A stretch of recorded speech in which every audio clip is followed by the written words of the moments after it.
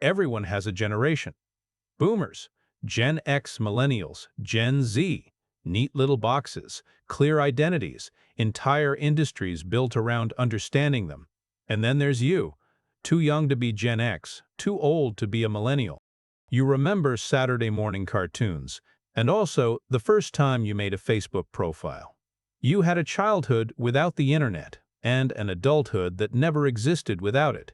You're a Xennial, and the world has been trying to figure out where to put you your entire life. Stay with me, because what that does to a person psychologically, nobody has really talked about yet.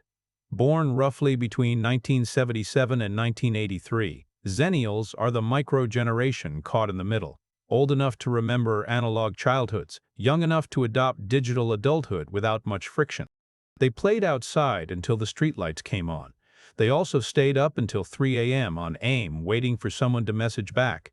They had the last childhoods that were truly offline, and the first adulthoods that were truly online. That sounds like a fun party trick. But here's what it actually created.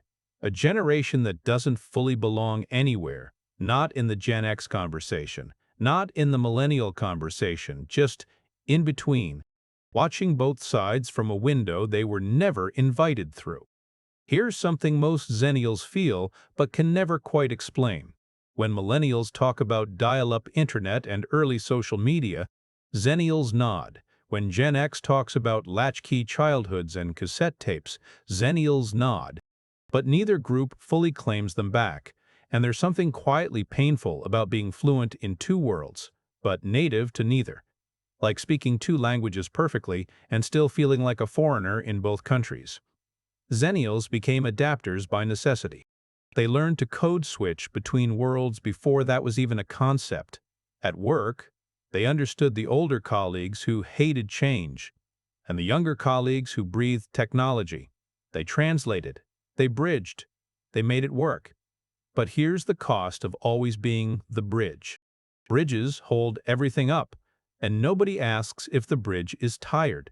Millennials got a cultural moment. Entire books, TED Talks, think pieces written about their struggles. Gen X got their mythology, the cool, cynical, independent generation.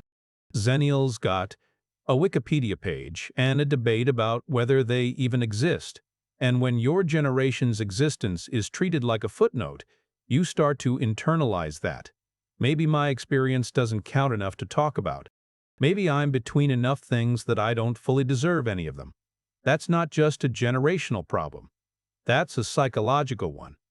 Xennials grew up just before the age of constant external validation. No likes, no followers, no algorithm telling you that you matter.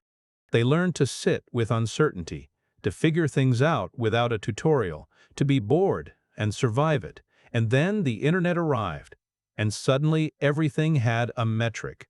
Followers, views, engagement, worth, measured in numbers. They were old enough to remember life without that noise, young enough to get completely pulled into it anyway.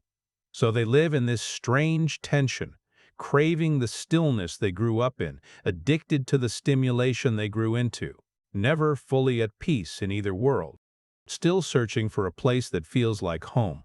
Here's what I want you to take from this. Being in between isn't a mistake. It isn't a gap in the system. It made Xennials something rare. They know what it felt like to be bored, and what it feels like to be overstimulated. They remember connection before it was mediated by screens, and they adapted when it was. They speak both languages. They hold both worlds. That's not a weakness. That's a kind of emotional bilingualism most people will never have. The world didn't leave you behind.